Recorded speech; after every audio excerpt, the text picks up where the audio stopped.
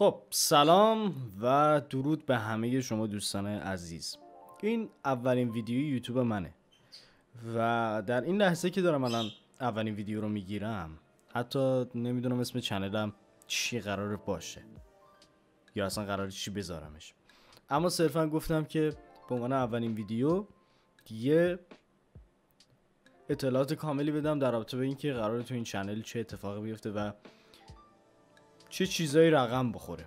یک سری سوالات خیلی پایه است. همیشه اول خیلی از افرادی که میخوان آموزش بدن اول شروع میکنن به آموزش دادن و وسطاش میگن که تازه کی هستن، ولی خب این یه مقدار عجیبه دیگه. شاید فکر کنم کمتر کسی همچین کاری کرده باشه. من یک سری سوالات اینجا آماده کردم، حتی فایلش هم سیو نکردم، فقط صرفا نوشتم که یادم بمونه. سوالات خیلی پایه‌ای هم هستن. من کی هستم؟ من یک انسانم و یه برنامه نویسم و خب محتوای این کانالم به احتمال زیاد فقط در مورد برنامه نویسی میتونه باشه. اگرم بعدن حالا محتوا تغییر کرد که منظورم این نیستش که من فردا بیام جلوی دوربین دنس بزنم، نه. تغییر کرد یعنی سبک نوشتن برنامه ها، سبک آموزش دادنم متفاوت شد. بدونید که در نهایت من همون برنامه‌نویس هستم و خواهم بود. چند سالمه؟ در این لحظه که الان دارم ویدیو رو ضبط میکنم تقریبا 1 ماه دیگه میشم 18 سال و به عنوان کسی که داره 18 سالش میشه میتونم بگم که چقدر زندگی تو ایران سخته. دقیقاً جواب سوال بعدی.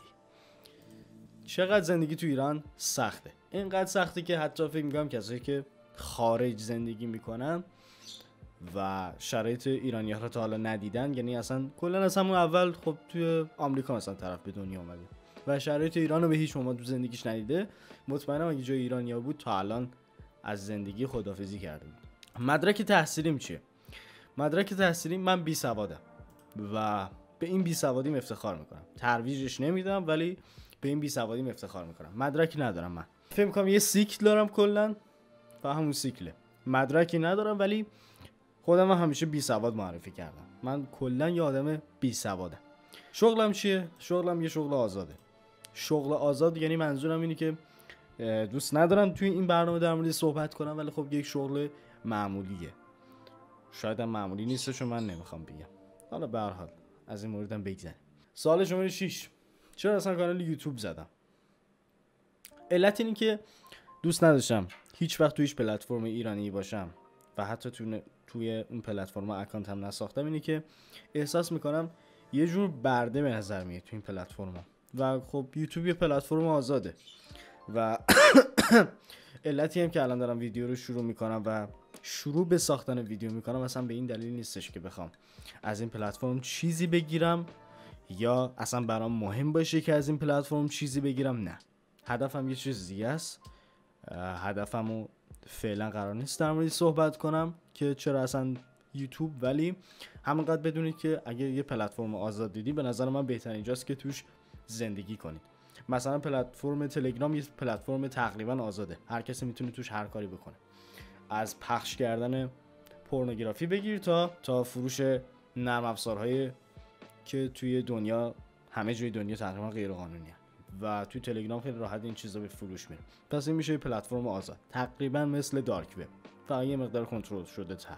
حرفت در مورد برنامه‌نویسی چیه؟ حرفم در مورد برنامه‌نویسی چیه رو در واقع بذارید با این سوال جواب بدم. فکر می‌کنم بعد 8 بنویسم.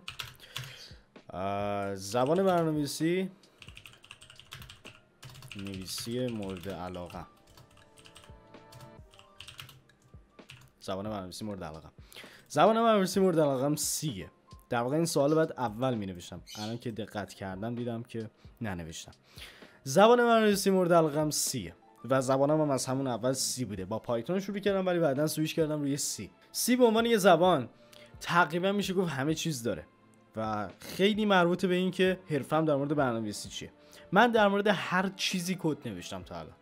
از PHP سرورها بگیر تا ساختن یک نرم افزار کامل، ساختن یک کامپایلر، ساختن یک سورتر، ساختن یک استیلر، ساختن یک مالویر و همه اینها رو من انجام دادم. مالویر و استیلر رو این اگه نمیدونید چیه، تو به چیز مثل همون ویروس میمونه. حالا خود مالویر که معنیش میشه بدافزار، ولی استیلر یک نوع ویروسه. در مورد اونم بعدا صحبت میکنم. اما در کل که من بیشتر سمت چیزایی علاقه دارم که کار کردن با هاردویر داره. همونطور که میدونید سی خیلی راحت میتونه با هاردویر ارتباط برقرار کنه. یعنی خب میتونه یه مموری رو بگیره، منیج کنه، بگه که دقیقاً کدوم قسمت رو میخواد الوکیت کنه. الوکیت کردن یعنی بگیره و در اختیارش بذاره و از اون قسمت از مموری استفاده کنه. در واقع شما توی دنیای واقعی هر چیزی که دارید استفاده میکنید مربوط به منابع. هر نرم افزاری که میبینید یک مقداری از مموری رو در اختیار خودش داره به هر نحوی. مثلا اینجا من یه نمونهشو بخوام مثال بزنم، چیزی که من الان دارم ازش استفاده میکنم گنوم ترمینال سروره، یا گنوم ترمینال بود یادم، گنوم ترمینال سرور. یه ترمینالیه که این بغل بازه و من دارم ازش استفاده میکنم و پروسس آیدی 4143 و همین ترمینال به تنهایی حدود 19 مگابایت از مموری منو درگیر کرده.